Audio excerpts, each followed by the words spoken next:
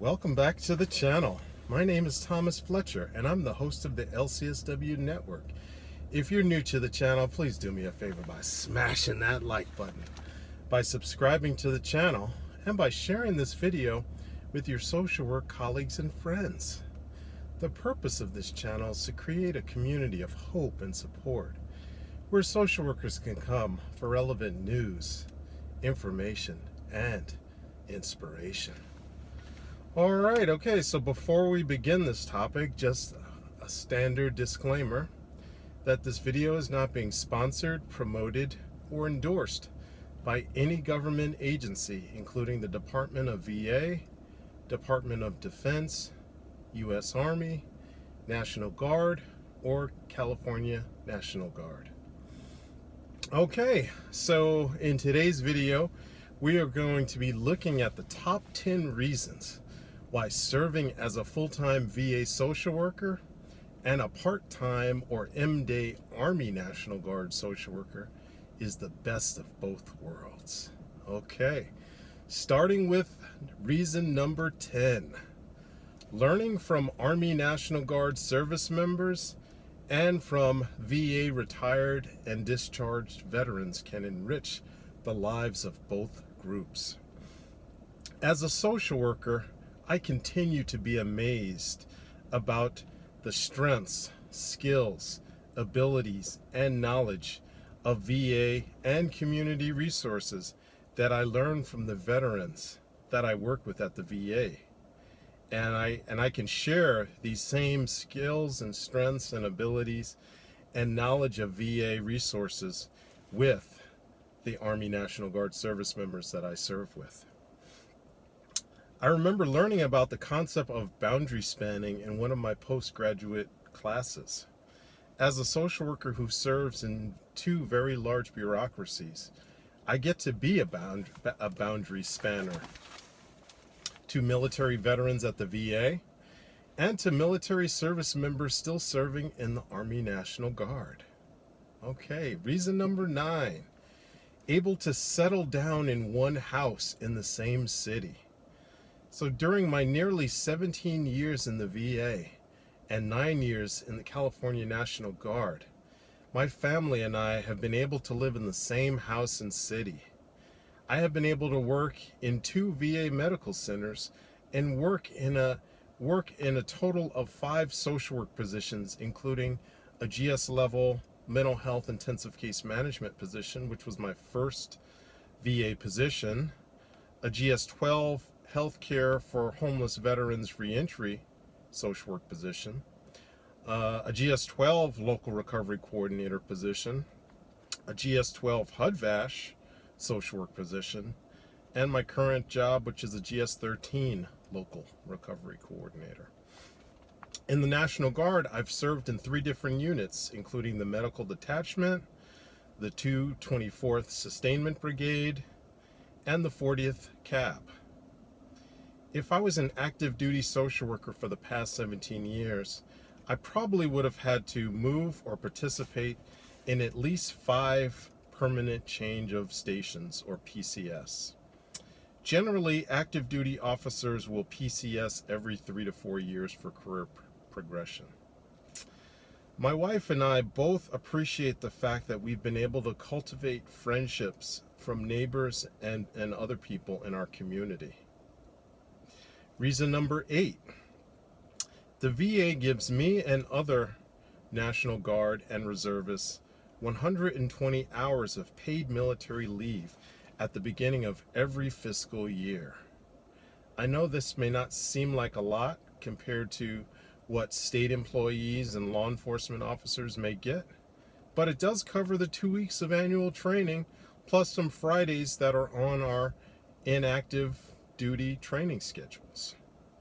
This is basically free money that most VA employees are unaware of.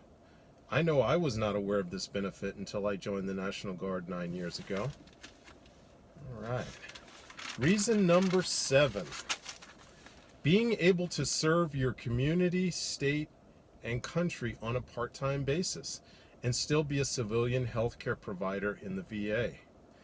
Being of service to both agencies and populations has been more rewarding than I ever anticipated. Reason number 6, retirement and pension plans. Serving in both the VA and the military means that I am setting myself up for future success and prosperity with 2 thrift savings plans, or TSP, 1 federal employee retirement system pension, otherwise known as FERS, and 1 military pension. The 2 TSP accounts are essentially 401ks that I get a 5% match from the VA and from the DoD, and can contribute up to the annual maximum, which is currently $19,500. Contributing to the TSP also reduces my taxable income each year. As for the pensions, I will be eligible to collect my first pension at age 57, which will mark 25 years of federal civilian service for me. If I retire at age 62 with 20 or more years, actually if I retire at 62, that will be 30 years of federal civilian service for me. My first pension will be 1.1% of my high 3 average salary for each year of service. When I reach 20 years of service in the military, I will be eligible for the military pension. And I'll be able to start collecting immediately because I joined the military 2 months after I turned 40. Reason number 5, high demand jobs and vacancies in both the VA and the reserve components of the military. Over the past 20 years or so, there's been a growing awareness by civilian and military leaders that our military service members, veterans, and their families experience a continuum of psychosocial factors that require the skill set possessed by social workers and other licensed mental health professionals. This has meant that a social worker like myself has had many opportunities to serve in different positions, both in the VA and the National Guard.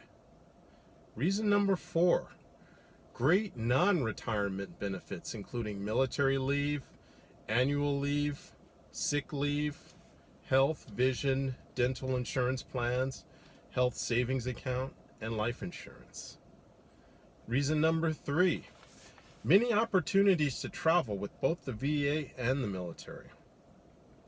Prior to 2020, I've been fortunate enough to attend and participate in at least 10 VA national conferences in cities such as San Francisco, Orlando, Nashville, Phoenix, Coronado Island, Dallas, and Las Vegas.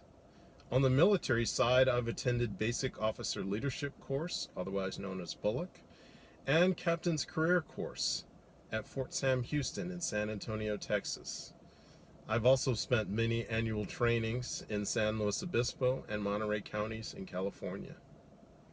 Reason number 2, opportunities to mentor and supervise the next generation of social workers.